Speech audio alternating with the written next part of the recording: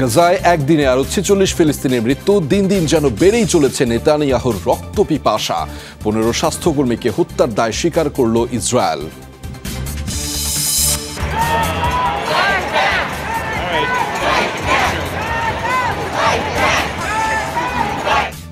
ক্ষমতা অপব্যবহারের অভিযোগে মার্কিন প্রেসিডেন্টের বিরুদ্ধে নজিরবিহীন বিক্ষোভ। সব অঙ্গরাজ্যে হাজারের বেশি ভেন্যুতে হ্যান্ডস অফ আন্দোলন।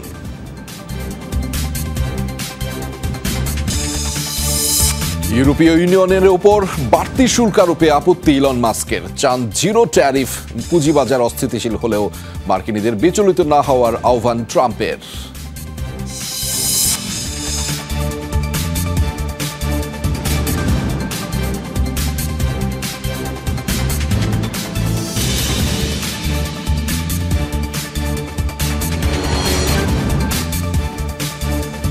দর্শক, এতক্ষণ শিরোনাম দেখছিলেন, আপনাদের সাথে আছি আমি আহমেদ রেজা। এবার জানাচ্ছি বিস্তারিত।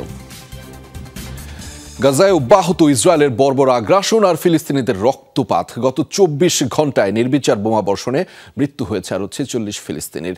উপত্যকার উত্তর ও দক্ষিণাঞ্চলে একযোগে হয় এই হামলা। খান ইউনুসে বিমান হামলায় প্রাণ হারিয়েছে কমপক্ষে 6 জন। বেইত হানুনে পৃথক অভিযানে আরো 6 ফিলিস্তিনির মৃত্যু হয়েছে। হামলার শিকার বিভিন্ন এলাকার আশ্রয় শিবিরগুলো। স্থল অভিযানের পরিধিও বাড়িয়েছে ইসরায়েলি বাহিনী।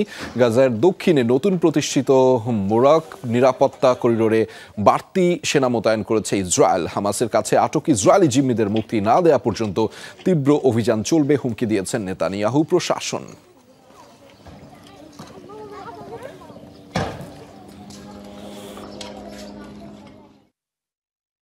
বিশ্বব্যাপী নিন্দা, সমালোচনা, বিক্ষোভ উপেক্ষা করে ইসরায়েলি প্রধানমন্ত্রী বেনিয়ামিন নেতানিয়াহুর রক্তপিপাসা দিনকে দিন যেন বেড়েই চলেছে। শিশু ও বেসামরিকদের মৃত্যুর মিছিল আর স্বজনদের আহাজারিতে গাজার বাতাসে এখন শ্বাস নেওয়াও কঠিন। পৃথিবীর মানচিত্র থেকে গাজার অস্তিত্ব মুছে যাওয়া হয়তো আর কিছু সময়ের ব্যাপার। ইসরায়েলি বোমা হামলায় মৃত্যু হয়েছে আদরের ছোট বোনের। 9 মাসের অন্তঃসত্ত্বা বোনের এমন নির্মম মৃত্যু মানতে পারছেন না ভাই হেমাম আল রিফি। বোন জীবিত না থাকলেও ধ্বংসস্তূপের নিচে বস্তাবন্দি অবস্থায় এখনও অক্ষত অনাগত শিশুর জামাকাপড়। সেগুলোতেই বারবার হাত বুলিয়ে বিলাপ করছেন আল রিফি। 2023 সালের অক্টোবরে যখন যুদ্ধ শুরু হয় তার 1 মাস আগে বোনের বিয়ে হয়েছিল। প্রথম সন্তানের আগমন উপলক্ষে আগেই জামা কিনে রেখেছিল। বাচ্চাটা দুনিয়ার আলো দেখলই না। বোনের সাথে ওর স্বামী, আমার মা সবাই মারা গেছে। আমরা তো বেসামরিক, তবে কেন এই বর্বরতা? গত 18 মাসে ইসরায়েলি হামলায় নিহত ফিলিস্তিনিদের সংখ্যা ছাড়িয়েছে 50,000, যার মধ্যে 17,000ই শিশু। আহত হয়েছে 1,15,000-এর বেশি। বাস্তুচ্যুত হয়েছে উপত্যকাটি 90% মানুষ। ইতিহাসে নজিরবিহীন নৃশংসতার সাক্ষী গাজায় এমন হৃদয় বিদারক কাহিনীর গল্প যেন শেষ হবার নয়। বর্বরতা, নির্মমতা কিংবা গণহত্যা, কোনো শব্দ দিয়েই এই ছোট্ট উপত্যকার চলমান আগ্রাসনকে সংজ্ঞায়িত করা কঠিন। ঘুম থেকে পরের দিন উঠতে পারবো কিনা জানি না। যে জায়গাতেই যাই না কেন সেখান থেকে চলে যেতে হবে বলে ইসরায়েলিদের লিফলেট পাই। এর কিছু সময়ের মাঝেই আবার হামলা। গেল মার্চে যুদ্ধবিরতির শর্ত ভাঙার পর থেকে ইসরায়েলি হামলার পরিধি এবং নৃশংসতা ছাড়িয়েছে সব সীমারেখা। রাফাকে বিচ্ছিন্ন করতে দক্ষিণ গাজায় তৈরি করা হয়েছে মোরাক নিরাপত্তা করিডোর। মোতায়েন করা হয়েছে অতিরিক্ত সেনা। হামলার ভয়াবহতায় নিরাপদ আশ্রয়ের খোঁজে উপত্যকার এক মাথা থেকে আরেক মাথায় ছোটাছুটি করছেন বাসিন্দারা। কিন্তু নিরাপদ আশ্রয় বলে কিছুই অবশিষ্ট নেই গাজায়। 360 বর্গ কিলোমিটার আয়তনের গোটা উপত্যকায় এখন সমাধিক্ষেত্র। তাজরিয়ান সোবহান, যমুনা নিউজ। গাজায় রেড ক্রিসেন্টের 15 স্বাস্থ্যকর্মী হত্যার দায় স্বীকার করেছে ইসরায়েল। দাবি, ভুলবশত হামলা চালানো হয়েছিল। নিহত স্বাস্থ্যকর্মীদের মধ্যে কয়েকজন হামাসের সদস্যও ছিল। সাফাই নেতানিয়াহু প্রশাসনের। 23 মার্চ রাতে রাফায় একটি অ্যাম্বুলেন্স, জাতিসংঘের গাড়ি এবং একটি ফায়ার ট্রাক লক্ষ্য করে হামলা চালায় ইসরায়েলি বাহিনী। সেখানেই প্রাণ হারান স্বাস্থ্যসেবীরা। নেতানিয়াহু প্রশাসনের দাবি, অন্ধকারে হেডলাইট বা ফ্ল্যাশ লাইট ছাড়াই চালানো হয়েছিল হামলা। সেদিনের হামলায় নিহত এক স্বাস্থ্যকর্মীর মুঠোফোনে ধারণকৃত একটি ভিডিও প্রকাশ করেছে ফিলিস্তিনি রেড ক্রিসেন্ট সোসাইটি, যাতে স্পষ্ট দেখা যায় ইমার্জেন্সি লাইট জ্বালিয়েই চলছিল গাড়িগুলো, যাতে স্পষ্টভাবেই দেখা যাচ্ছিল রেড ক্রিসেন্টের লোগো।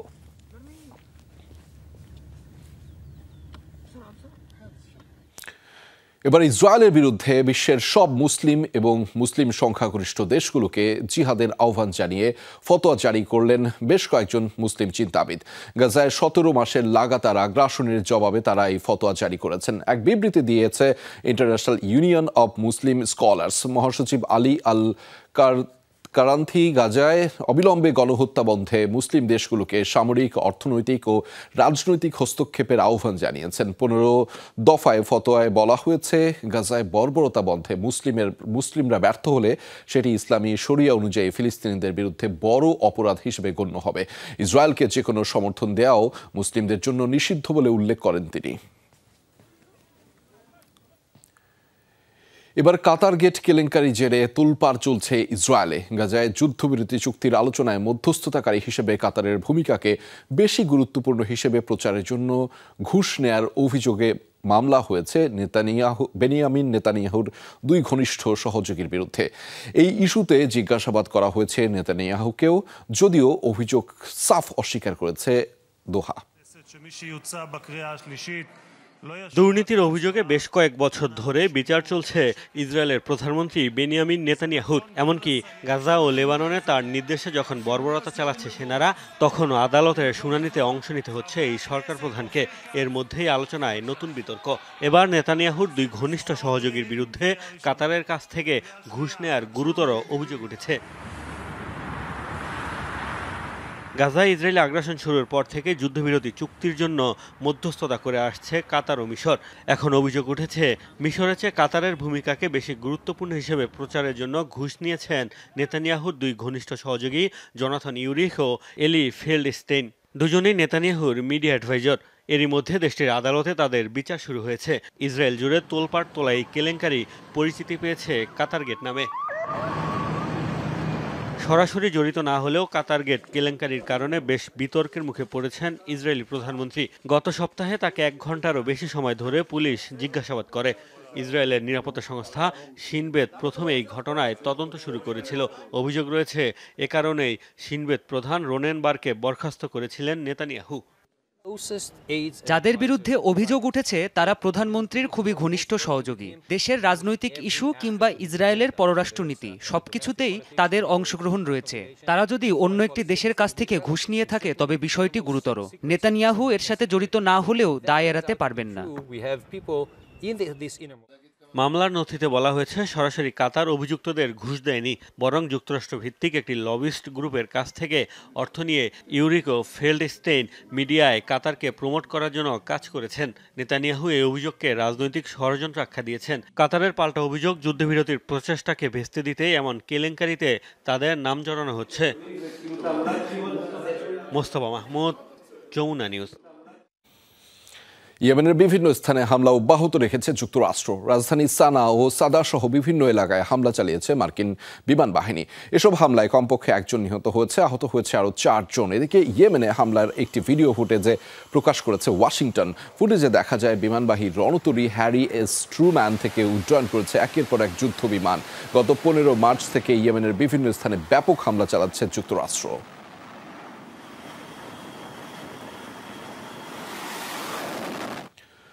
ডোনাল্ড ট্রাম্পের বিরুদ্ধে ক্ষোভে ফুঁসে উঠেছে যুক্তরাষ্ট্র। শনিবার দেশ জুড়ে নজিরবিহীন বিক্ষোভে অংশ নিয়েছে হাজার হাজার মানুষ। 50 অঙ্গরাজ্যের 1200 ভেন্যুতে আয়োজন করা হয় হ্যান্ডস অফ আন্দোলন। প্রেসিডেন্টের বিরুদ্ধে ক্ষমতার অপব্যবহারের অভিযোগে তুলেছেন মার্কিনিরা। প্রতিবাদ সমাবেশে যোগ দিয়ে ডেমোক্র্যাট আইন প্রণেতারা ট্রাম্পের বিরুদ্ধে অভিশংসন প্রস্তাব তোলার হুঁশিয়ারি দিয়েছেন। ক্ষমতা গ্রহণের 2.5 মাসের মাথাতেই ট্রাম্প বিরোধী বিক্ষোভের ঢেউ যুক্তরাষ্ট্রে। প্রেসিডেন্টের একের পর এক বিতর্কিত নীতির বিরুদ্ধে রাজপথে নেমেছে মার্কিনিরা। শনিবার প্রতিটি অঙ্গরাজ্যে শহর থেকে শহরে প্রধান প্রধান সড়কে হয়েছে প্রতিবাদ মিছিল, সমাবেশ। অন্তত 1200 স্থানে পালিত হয়েছে হ্যান্ডস অফ কর্মসূচি। এই স্লোগানের অর্থ দাঁড়ায়, হস্তক্ষেপ বন্ধ করো। Boston, Chicago, Los Angeles, New York, Washington DC প্রতিটি জায়গায় আন্দোলনে সরব হয়েছে বিভিন্ন শ্রেণী পেশার শত শত মানুষ। অংশ নিয়েছে প্রায় 150 মানবাধিকার সংগঠন। কেন্দ্রীয় সরকারের ব্যাপক হারে কর্মী ছাঁটাই, অভিবাসী বিরোধী অভিযান, বিভিন্ন দেশের উপর অযৌক্তিক শুল্ক আরোপ সহ প্রেসিডেন্টের নির্বাহী ক্ষমতার অপব্যবহারের অভিযোগ তোলে বিক্ষোভকারীরা। ট্রাম্পের বিতর্কিত সব এজেন্ডার বিরোধিতার পাশাপাশি তীব্র নিন্দা জানানো হয় তার সহযোগী দক্ষতা বিষয়ক দফতরের দায়িত্বে থাকা ইলন মাস্কের প্রতিও। ব্যানারে, প্ল্যাকার্ডে ট্রাম্প ও মাস্ক বিরোধী স্লোগান। জাতীয় সংকটে এখানে একত্রিত হয়েছি কারণ তারা সংবিধান অনুসরণ করছে না, ভাবছে সবকিছু নিজেদের ইচ্ছা মতো হবে। তবে তা নয়, এই দেশ আমাদের। যা ঘটছে তা হলো ক্ষমতার অপব্যবহার। দক্ষতা বিভাগ ইচ্ছামতো চলছে। এত বড় বড় পদক্ষেপের জন্য সিনেটের শুনানির বালাই নেই। জনগণ এগুলোর বিরুদ্ধে আওয়াজ তুলতে এসেছে। ওয়াশিংটনে প্রতিবাদ সমাবেশে যোগ দেন ডেমোক্র্যাট আইন প্রণেতারাও। ট্রাম্পের নীতির বিরোধিতার পাশাপাশি প্রেসিডেন্টের বিরুদ্ধে অভিশংসন প্রস্তাব তোলার পরিকল্পনার কথা জানান তারা। আমরা গণতন্ত্রের জন্য, সংবিধানের জন্য লড়ছি, নিজের পরিবারের জন্য, কাঙ্ক্ষিত ভবিষ্যতের জন্য লড়ছি। আমাদের প্রেসিডেন্ট স্বৈরাচার হতে চাইছেন। আমেরিকায় কোনো স্বৈরাচার বা রাজাকে মেনে নেব না। একজন ধনকুবের প্রেসিডেন্টের পাশের সিটটি কিনে নিয়ে তাকে পুতুল বানিয়ে রেখেছেন। তবে আমেরিকার গণতন্ত্র বিক্রির জন্য নয় এবং হবেও না। প্রেসিডেন্ট ট্রাম্প হয়তো এবার তার মেয়াদ পূর্ণ করতে পারবেন না, কারণ আপনি কংগ্রেসে অভিশংসনের বীজ বপন করেছেন। কেবল প্রস্তাব নয়, তৃতীয়বারের মতো অভিশংসিত হতে হবে। আপনাকে জানাতে চাই, 30 দিনের মধ্যে আপনার বিরুদ্ধে অভিশংসন প্রস্তাব আনব। যুক্তরাষ্ট্রের বাইরেও হয়েছে হ্যান্ডস অফ বিক্ষোভ। কানাডা, মেক্সিকো, যুক্তরাজ্য, ফ্রান্স ও জার্মানিতেও জড়ো হয়েছে ট্রাম্প বিরোধীরা। ডরথি তাস্ট্রিন, যমুনা নিউজ।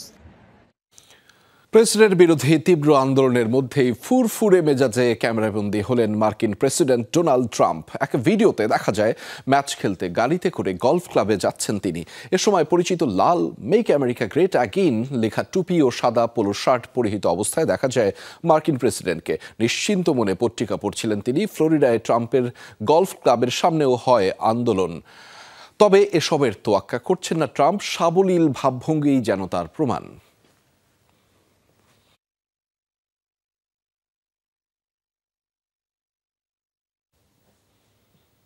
ইউরোপীয় ইউনিয়নের উপর বাড়তি শুল্ক আরোপে আপত্তি জানিয়েছেন ডোনাল্ড ট্রাম্পের সবচেয়ে ঘনিষ্ঠ হিসেবে পরিচিত ইলন মাস্ক। উল্টো অঞ্চলটির সাথে শুল্কমুক্ত বাণিজ্য চান এই ধনকুবের।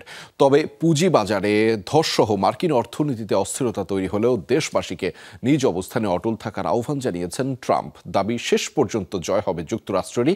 অন্যদিকে জাতিসংঘে চলমান বাণিজ্য যুদ্ধে ঝুঁকিপূর্ণ দেশগুলো নিয়ে উদ্বেগ প্রকাশ করেছে। নতুন শুল্ক নীতিতে শত্রু মিত্র সহ প্রায় সব দেশের উপর বর্ধিত ট্যারিফ ধার্য করে রীতিমতো বাণিজ্য যুদ্ধ শুরু করেছেন মার্কিন প্রেসিডেন্ট ডোনাল্ড ট্রাম্প। তার এক সিদ্ধান্তে আতঙ্ক ছড়িয়েছে বিশ্বজুড়ে লাখ লাখ ব্যবসায়ীর মাঝে।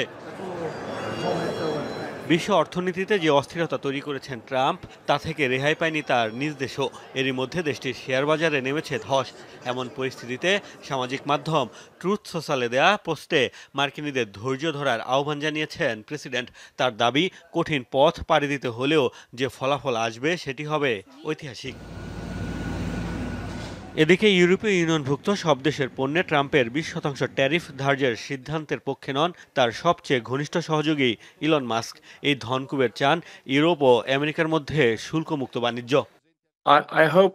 আমি আশা করি যুক্তরাষ্ট্র ও ইউরোপের মধ্যে আরো ঘনিষ্ঠ সম্পর্ক তৈরি হবে। দিন শেষে প্রত্যাশা থাকবে ইউরোপ ও আমেরিকা একটি শুল্কমুক্ত ব্যবস্থার দিকে অগ্রসর হবে, যাতে একটি মুক্ত বাণিজ্যিক অঞ্চল তৈরি হয়। আমার ধারণা এটাই ঘটবে। প্রেসিডেন্টকেও আমি এই পরামর্শ দিয়েছি।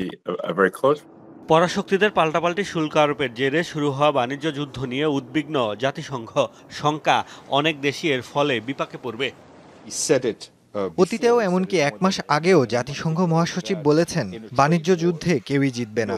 আমরা এখন ঝুঁকিপূর্ণ দেশগুলো নিয়ে উদ্বিগ্ন, যাদের বর্তমান পরিস্থিতি মোকাবেলার সক্ষমতা নেই। জাতিসংঘ বলছে, চলমান বাণিজ্য যুদ্ধের কারণে সংস্থাটি দীর্ঘদিন ধরে যে টেকসই উন্নয়ন লক্ষ্যমাত্রা নিয়ে কাজ করছে তাতে নেতিবাচক প্রভাব পড়বে। মোস্তফা মাহমুদ, যমুনা নিউজ। ব্যাপক বিক্ষোভ প্রতিবাদের মধ্যেই আইনে পরিণত হলো ভারতের বিতর্কিত ওয়াকফ সংশোধনী বিল। বিরোধীদের সমালোচনা উপেক্ষা করেই বিলটির অনুমোদন দিয়েছেন দেশটির প্রেসিডেন্ট দ্রৌপদী মুর্মু।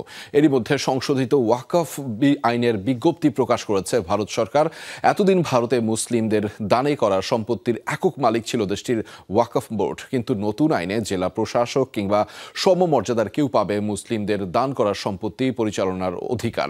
পাশাপাশি বোর্ডে থাকতে পারবে অমুসলিম প্রতিনিধিও। জ্বালানি অবকাঠামোতে হামলা বন্ধের সমঝোতার মধ্যেই একদিনে রাশিয়ার বিভিন্ন জ্বালানি স্থাপনায় মোট 14 দফা হামলা চালিয়েছে ইউক্রেন। শনিবার এক বিবৃতিতে এমন অভিযোগ করেছে রুশ প্রতিরক্ষা মন্ত্রণালয়। তবে এই অভিযোগ অস্বীকার করেছে কিয়েভ। গেল 24 ঘন্টায় ইউক্রেনের সামরিক বিমান ঘাঁটি, ড্রোন তৈরির কারখানা, অস্ত্রাগার সহ অন্তত 150 স্থানে হামলা চালিয়েছে মস্কো। দাবি, ভূপাতিত করা হয়েছে ইউক্রেনের ছোড়া 49টি ড্রোন। ইউক্রেনের সেনাবাহিনী জানিয়েছে অন্তত 145টি ফ্রন্টলাইনে পুতিন বাহিনীর সাথে সরাসরি সংঘাতে জড়িয়েছে জেলেনস্কি বাহিনী। মস্কোর ছোড়া 92টি ড্রোনের মধ্যে অর্ধশতাধিক ধ্বংসের দাবি তাদের।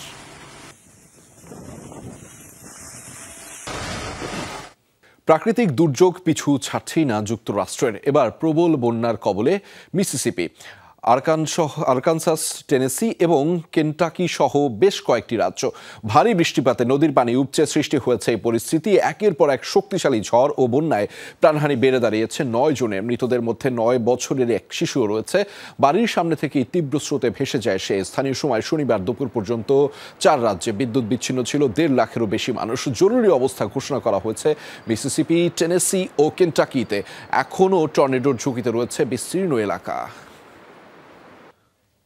দর্শক, এই ছিল যমুনা আইডেস্কে। এতক্ষণ আমাদের সাথে থাকার জন্য আপনাদের সবাইকে ধন্যবাদ।